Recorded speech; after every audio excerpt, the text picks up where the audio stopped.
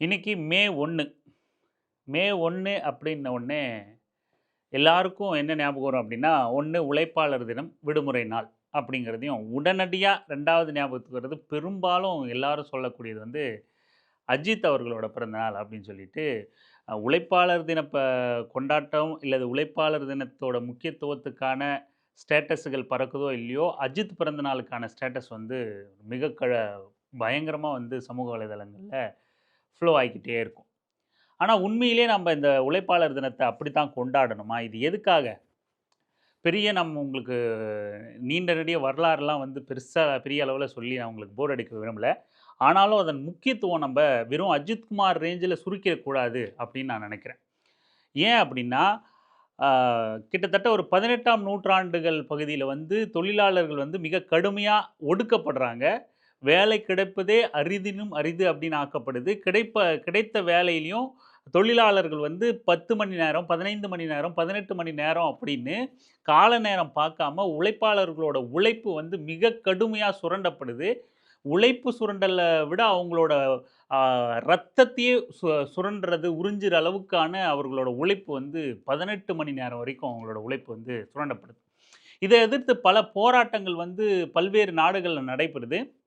இங்கிலாந்து வந்து ரொம்ப அடிக்கடி வேலைநிறுத்த போராட்டங்கள்லாம் நடக்கிறதுக்கு மிக பிரபலமான ஊர் வந்து அன்றைய காலகட்டத்தில. அடிக்கடி சாசன அமைப்பு அப்படிங்கிற ஒரு அமைப்பு வந்து அடிக்கடி போராட்டங்கள வந்து வேலைநிறுத்த போராட்டங்கள முன்னெடுக்கும். உரிமை சார்ந்த போராட்டங்கள முன்னெடுக்கும்.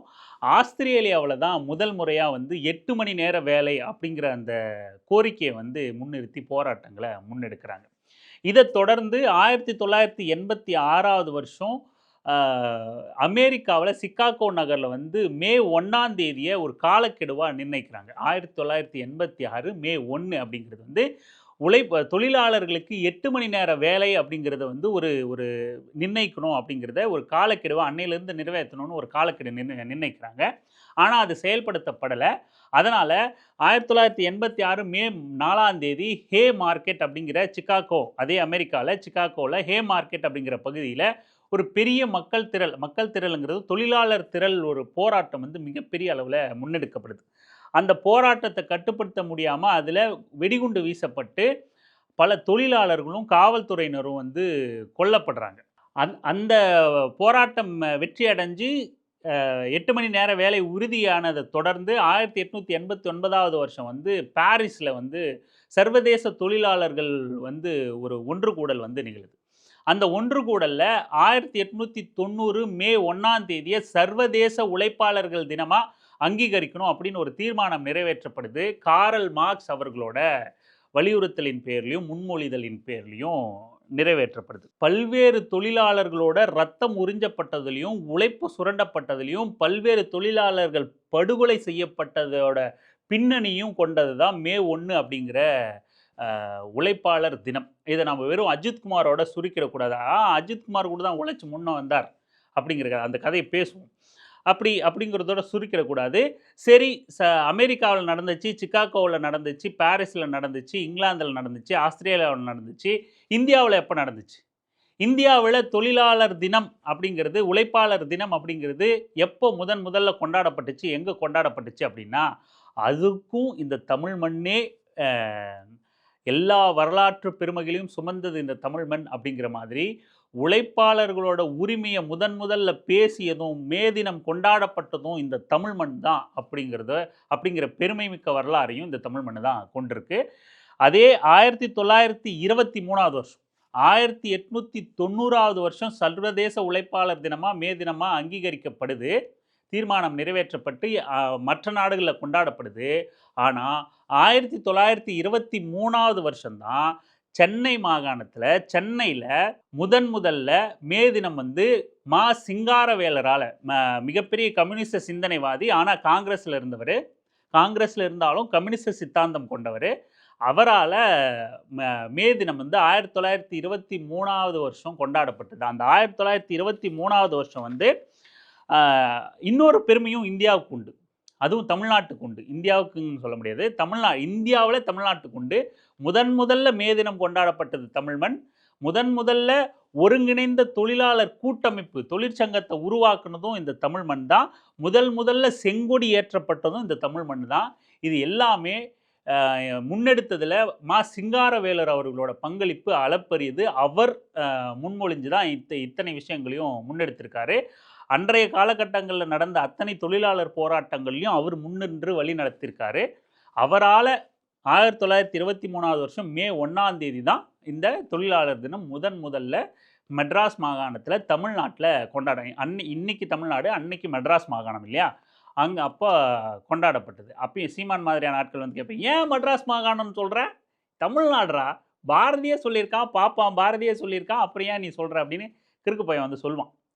வரலாறு நாம் சரியாக தெரிஞ்சுக்கணும். இப்படி இத்தகைய பெரும் வரலாறும் வலியும் நிறைந்த தினம் வந்து இந்த மே 1 அப்படிங்கிறது. ஏன் இதை நம்ம அஜித்குமாரோட சுருக்கிடக்கூடாது அப்படின்னு நம்ம சொல்கிறோம் அப்படின்னா, உழைக்கிறவங்க எல்லாரும் உழைப்பாளர்கள் தான், தொழிலாளர்கள் தான். உழைப்பால் உயரணுமான்னா உயரணும், அதில் சந்தேகம் கிடையாது. உழைக்கிறவங்க அத்தனை பேருக்குமே இது அங்கீகாரம் பெறக்கூடியது. வெறும் குமாருக்கு மட்டும் இல்லை, அஜித்குமாரும் ரொம்ப சாதாரண நிலையிலிருந்து உழைத்து முன்னுக்கு வந்தவர் தான், அதுலேயும் சந்தேகம் இல்லை. ஆனால் உழைச்சி வெற்றி பெற்றவங்களை கொண்டாடுறது தான் மே தினம் அப்படின்னா அது கிடையாது.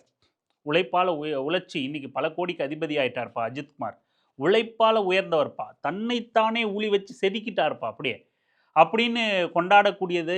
அந்த மாதிரியான பார்வை கொண்டு மே தினத்தை அணுகக்கூடாது. மே தினம் என்ன சொல்லுது நமக்கு அப்படின்னா, உழைக்கும் மக்கள், உழைக்கும் வர்க்கம் ஒன்றிணைந்து போராடணும் அப்படிங்கிற சொல்லுது. ஒன்றிணைஞ்சு போராடணும். மே தினம் வலியுறுத்துவது ஜெயித்தவர்களை கொண்டாட சொல்லலை, உழைக்கும் வர்க்கம் ஒன்றிணைஞ்சு போராடணும்னு சொல்லி தருது. உரிமைகளுக்காக போராட வேண்டிய அவசியத்தை சொல்லி தருது. இது ரொம்ப முக்கியம். ரெண்டுக்கும் மிகப்பெரிய வித்தியாசம் இருக்கு. உழைப்பவன் எல்லாம் உழைப்பாளி தான், உழைப்பவன் எல்லாம் தொழிலாளி தான். உழைச்சி முன்னுக்கு வரணுமானா வரணும். ஆனால் உழைத்து முன்னேறியவனை, உழைத்து இன்னைக்கு கோடிக்கணக்கில் பணம் சம்பாதிக்கக்கூடியவனை, வசதி வாய்ப்போடு வாழக்கூடியவனை, மே 1 பிறந்தநாள் வச்சிருக்கக்கூடிய நபர்களை கொண்டாடக்கூடிய நாள் கிடையாது மே தினம். உழைக்கும் வர்க்கம் ஒன்றிணைணும் அப்படின்னு வலியுறுத்தக்கூடியது தான் மே தினம். உரிமைகளுக்காக போராடக்கூடிய அவசியத்தை உணர்த்தக்கூடியது தான் மே தினம். இன்னைக்கும் உழைப்பாளர்கள் ஒன்றிணைஞ்சாதான் அவங்களுக்கான உரிமையை வென்றெடுக்க முடியும். இன்னைக்கும் உழைப்பாளர்கள் ஒன்றிணைய வேண்டிய, விழிப்புணர்வு ஏற்படுத்த வேண்டிய அவசியம் இருக்கு.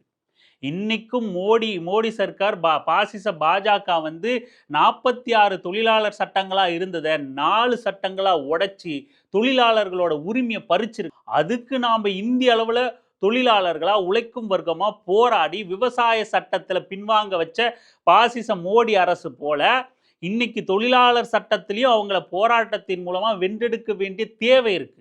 உழைக்கும் வர்க்கமா ஒன்றிணைய வேண்டிய தேவை இருக்கு.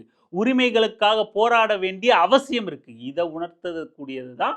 இதை தாண்டி நாம் இந்த மே தினத்தை, உழைப்பாளர் தினத்தை வேறு இன்னொரு கண்ணோட்டத்தில் பார்க்கணும் அப்படின்னா, அறிஞர் அண்ணாவோட கண்ணோட்டத்தில், பெரியார் வழியிலையும் அறிஞர் அண்ணாவோட கண்ணோட்டத்திலையும் நம்ம அதை பார்க்கணும். பேரறிஞர் அண்ணா சொல்வார், உலகம் உழைப்பாளிகளுக்கே, உளுத்தர்களுக்கு அல்ல. பிறர் உழைப்பை உண்டு கொழுப்போருக்கு அல்ல, சுரண்டி வாழ்வோருக்கு அல்ல, முதலாளித்துவத்துக்கு அல்ல, ஆரியருக்கு அல்ல, அண்டி பிழைக்க வந்து நம்மை மண்டியிடச் செய்த மத தரகர் கூட்டத்துக்கு அல்ல, வடநாட்டு முதலாளித்துவத்துக்கு அல்ல, உழைப்பாளிகளுக்கே, உலகம் உழைப்பாளிகளுக்கே அப்படின்னு சொல்வார். உண்டு கொழுக்கும் ஆரிய கூட்டத்துக்கு அல்ல, வடநாட்டு முதலாளித்துவத்துக்கு அல்ல, மத தரகர் கூட்டத்துக்கு அல்ல. இதெல்லாம் எந்தெந்த வழியிலெல்லாம் வந்து உழைப்பாளர்களோட உழைப்பை இந்த இந்திய கட்டமைப்பில் சுரண்டப்படுது அப்படிங்கிறத ரொம்ப கூர்மைப்படுத்தி கார்னர் பண்ணி அறிஞர் அண்ணா வந்து சொல்லியிருப்பார். தந்தை பெரியார்கிட்ட இருந்து உள்வாங்கின அரசியல். இப்போ இந்த மாதிரியான விடயங்களை தான் நாம் வந்து நம்ம இந்த மே தினத்தில் வந்து அதிகம் விவாதிக்கப்பட வேண்டிய விஷயமா இருக்கணும். அஜித்தோட பிறந்தநாள் கிடையவே கிடையாது. அஜித்தோட பிறந்தநாள் அஜித் கொண்டாடிட்டு போட்டோம். ஆனால் அஜித்தும் சேர்ந்து பேச வேண்டிய விஷயம் என்ன அப்படின்னா, உழைக்கும் வர்க்கம் ஒன்றிணைய வேண்டிய தேவை குறித்து தான், உரிமைகளுக்காக போராட வேண்டிய தேவை குறித்து தான் நீங்கள் ஒவ்வொரு மனிதரும் நம்ம கொண்டாட வேண்டியது, நம்ம எந்த வகையில் சுரண்டப்படுறோம் அப்படிங்கிறத விவாதிக்க வேணும். உழைப்பை கொண்டாட வேண்டும். உழைத்து வெற்றி அடைந்தவர்களையோ இல்லை உழைப்பாளர் தினத்தில் பிறந்தநாள் வச்சிருக்கவங்களையோ அல்ல அப்படிங்கிறத நினைவில் கொள்ளுங்கள். மீண்டும் சொல்கிறோம், உலகம் உழைப்பவர்களுக்கே, உண்டு கொழுப்பவர்களுக்கு அல்ல. நம்மை அண்டி பிழைக்க வந்து அடிமைப்படுத்திய ஆரிய கூட்டத்திற்கல்ல, வடநாட்டு முதலாளித்துவ தரகர் கூட்டத்துக்கு அல்ல, உலகம் உழைப்பாளிகளுக்கே.